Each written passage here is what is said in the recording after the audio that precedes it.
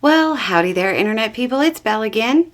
So today, we're going to talk about the Colorado Republican Party, their vote to remove the state GOP chair, and what that vote can tell us.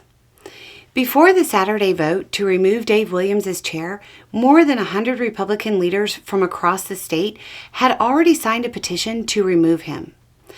Just based on that alone, it was clear the vote was unlikely to go in favor of keeping the chair.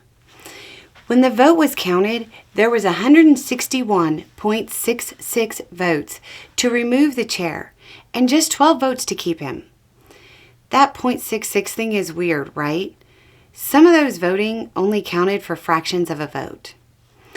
The news went widespread when a Republican state senator tweeted, quote, "We will be getting a new chair of the state GOP!"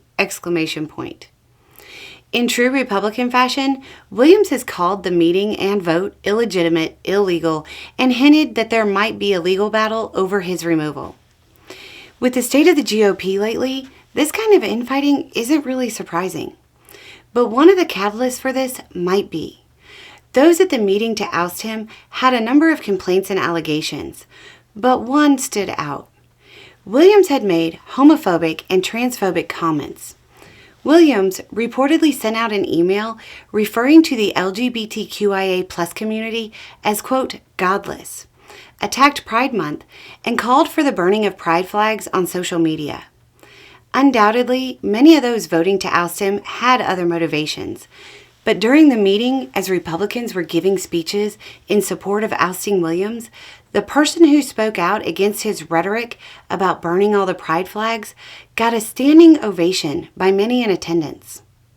Now, whether Republicans are simply using this as an excuse or they just realized that this kind of rhetoric is as damaging as their attack on women's rights, or maybe, just maybe, they really are starting to come around to the idea that y'all means all is anybody's guess.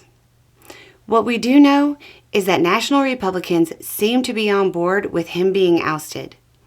The spokesperson for the National Republican Congressional Committee wrote, quote, "It is our understanding that today's Colorado GOP vote is in accordance with party bylaws. We will recognize the new party leadership." This move, coming this close to the election, is definitely raising eyebrows.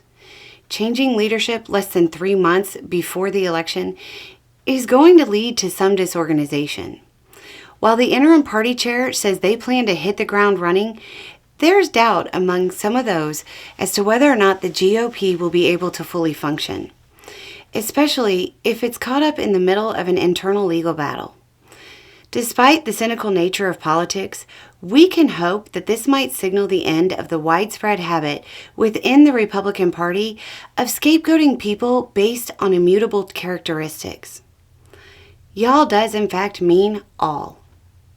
Anyway, it's just a thought. Y'all have a good day.